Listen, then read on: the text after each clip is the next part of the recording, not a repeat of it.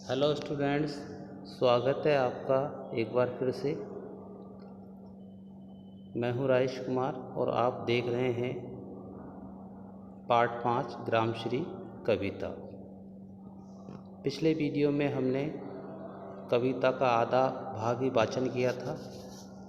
शेष भाग का वाचन हम आज करेंगे। तो कवि ने प्रकृति सौंदर्य का वर्णन करते हुए कहा कि अब रजत स्वर्ण मंजरियों से लद गई आम तरु की डाली। कवि कहता है कि आम तरु यानी पेड़, आम के पेड़ों की डालियों में रजत यानी चांदी, स्वर्ण यानी सोना, चांदी और सोने जैसी मंजरियाँ आ गई है। यानी फल आने, आम के पेड़ में फल आने से पहले जो फूल आते हैं उन्हें मंजरी कहते हैं, जैसा कि इमेज में दिखाया गया है, जो सफ़ेद और सुनहरे रंग की होती है। इसलिए कवि ने रजत और स्वर्ण कहा है। झर रहे ढाक पीपल के दल, दल पत्तों को बोलते हैं। ढाक जंगलों में पाए जाने वाला एक पेड़ होता है, पलाश भी इसको कहते हैं। तो इनके पत्ते झड़ने लगते हैं। हो उठी कोकिला मतवाली, ऐसे मनमोहक वातावरण को देखकर कोयल मदमस्त होकर कूकने लगती है। आपने भी अपने आसपास देखा होगा कोयल को कूकते हुए। कोयल सदा सुंदर वातावरण को देखकर ही कूकती है।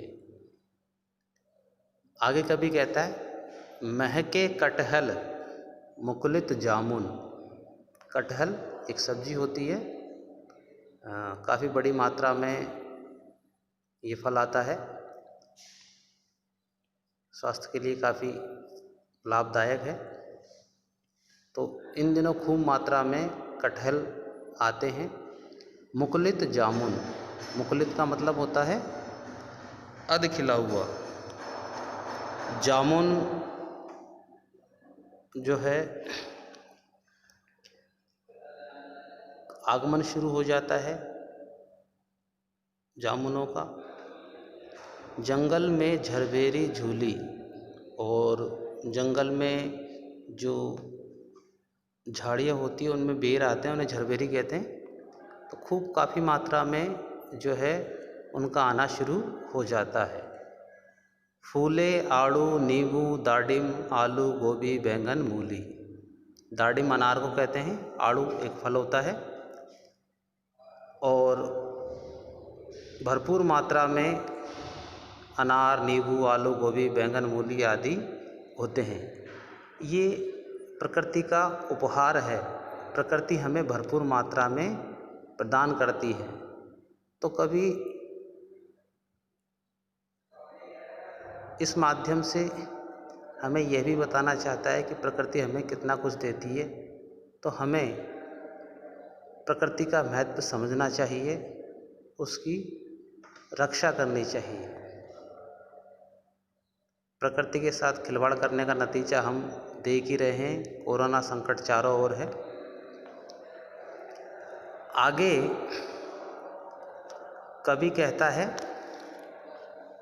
पीले मीठे अमरूदों में अब लाल लाल चित्तियाँ पड़ी। इन दिनों अमरूदों का आना शुरू हो जाता है, और आपने देखा होगा अमरूद पक जाते हैं और उनमें लाल लाल दाने पड़ने लगते हैं, जो बड़े ही सुंदर लगते हैं, बहुत ही प्यारे लगते हैं। जैसा कि आप इमेज में देख रहे हैं, भरपूर मात्रा में अमरूदों का आना शुरू हो जाते हैं, जो बड़े ही मीठे होते हैं। पक गए सुनहले मधुर बेर, और बेरों का पकना शुरू हो जाता है, उनमें मिठास बढ़ जाती है। आंवली से तरु की डाल जड़ी। आंवला जो सेहत के लिए काफ़ी फायदेमंद है, भरपूर मात्रा में इन दिनों आता है। डाल झुकने लगती है आंवलों के बोझ से। लहले पालक महमे धनिया, पालक धनिया भरपूर मात्रा में आते हैं। खेतों में पालक लहकने लगता है और धनिया की महक चारों ओर महसूस होती है। लौकी और सेम फली, लौकी और सेम की फली भी खूब मात्रा में आती है। मखमली टमाटर हुए लाल, मिर्चों की बड़ी हरी थैली, और टमाटर भी जो है भरपूर मात्रा में इन दिनों आते हैं। और मिर्च के पौधों में भी मिर्ची भरपूर मात्रा में आती है। ऐसा लगता है जैसे किसी ने मिर्चों की थैलियाँ बांध बांध कर पौधों में लटका दी है। तो कवि प्रकृति के दृश्यों का वर्णन कर रहा है कि ऐसा सुंदर मनमोहक वातावरण होता है। प्रकृति समृद्धि से भरपूर होती है, चारों ओर उसकी समृद्धि हमें इन फल फूलों के रूपों में दिखाई देती है।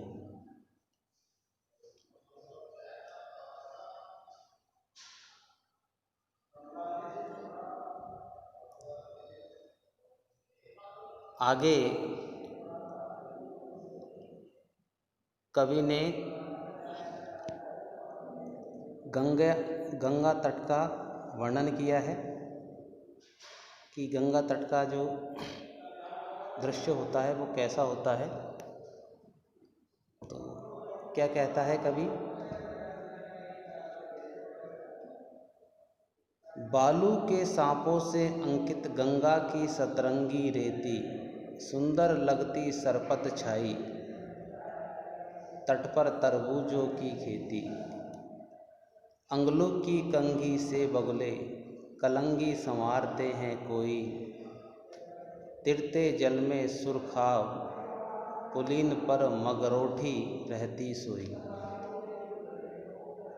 आप यदि किसी नदी के किनारे गए होंगे तो वहाँ आपने देखा होगा कि रेत पर धारियाँ बन जाती है, जैसा कि इमेज में आप देख रहे हैं।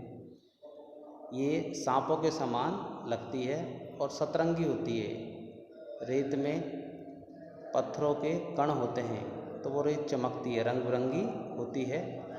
तो कवि इसी बात को बता रहा है कि नदी के किनारे जो सतरंगी रेत है वह सांपों को जैसी दिखाई देती है। सुंदर लगती सरपत छाई, और नदी के किनारे सरपत का मतलब है घास पात, जो घास पात होती है वो बड़ी सुंदर लगती है, बड़ी प्यारी लगती है उनकी परछाई। तट पर तरबूजों की खेती, नदियों के किनारों पर तरबूजों की खेती होती है। जब तरबूजों की बेलों में तरबूज आते हैं तो बड़े ही सुंदर और बड़े ही प्यारे लगते हैं।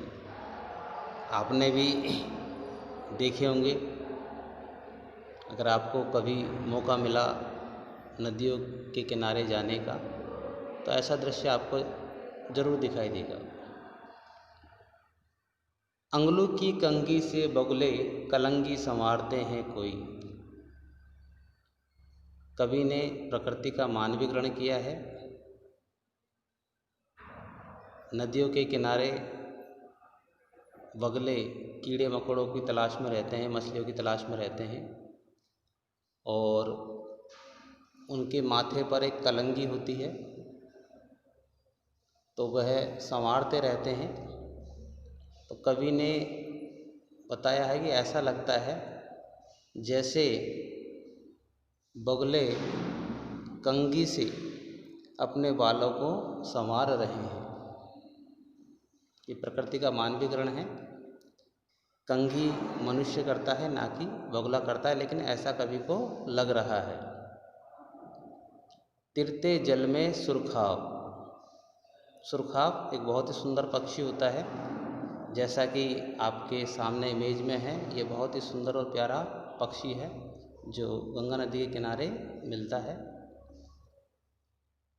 तो ये वहाँ तैरते हुए दिखाई दे जाते हैं, बड़े ही सुंदर लगते हैं, बड़े ही प्यारे लगते हैं। पुलिन पर मगरौटी रहती है सोई, पुलिन यानी किनारा, और गंगा तट के किनारे जो है चिड़िया, एक चिड़िया है मगरौटी, वो सोई रहती है, यानी इस आनंददायक वातावरण का आनंद वो लेती रहती है। तो इस प्रकार से कवि ने जो है गंगा तट का वर्णन किया है कि गंगा तट का जो दृश्य है, वहाँ की सतरंगी रेत सांपों के समान लगती है, घास पात की परछाई बड़ी सुंदर प्यारी लगती है, वहाँ तट पर तरबूजों की खेती होती है, और बगुले जो हैं वहाँ अपनी कलंगी को संवारते हुए दिखाई दे जाते हैं। नदी के जल में सुरखा पक्षी तैरते हुए दिखाई देते हैं, जो बड़े प्यारे लगते हैं, सुंदर लगते हैं। और जो मगरौटी चिड़िया है वह भी बड़ी सुंदर प्यारी लगती है। तो कवि ने गंगा किनारे का बड़ा ही सुंदर मनमोहक चित्र उपस्थित किया है।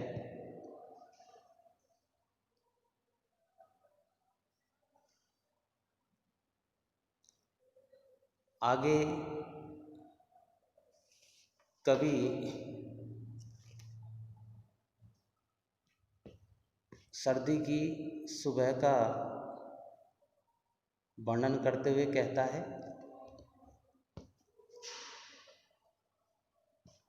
हंसमुख हरियाली हिमातप, सुख से अलसाए से सोए, भीगी अंधियाली में निशी की, तारक सपनों में से खोए, मरकत डिब्बे सा खुला ग्राम, जिस पर नीलव नव आच्छादन, निरुपम हिमांत में स्निग्ध शांत निज शोभा से हरता जनमन। कवि कहता है कि सर्दी की समाप्ति में जो गांव की सुबह होती है वो बड़ी ही प्यारी होती है, सुंदर होती है। कवि ने उसी दृश्य का वर्णन करते हुए कहा है,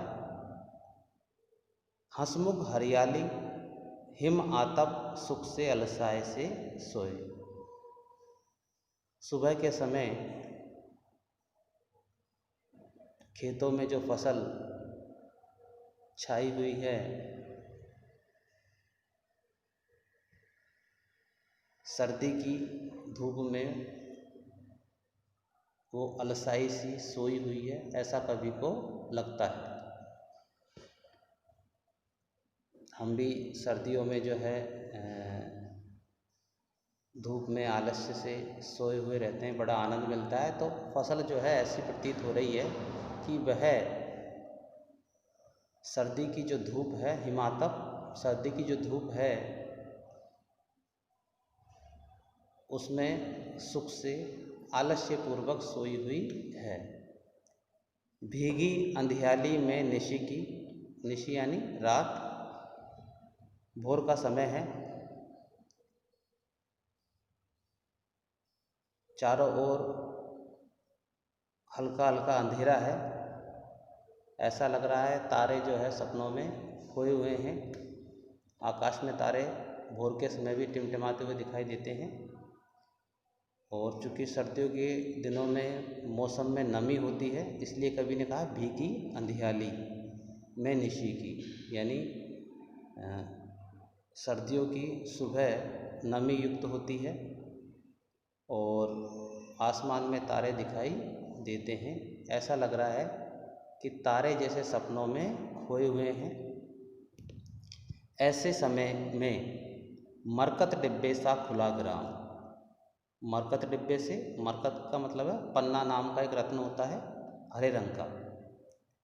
तो जैसे जैसे भोर होती है, धीरे धीरे अंधेरा छंटता है, तो ऐसा लगता है कि जैसे पन्ना नाम का जो रत्न है वह डिब्बे में बंद था और अब डिब्बा खुल गया है।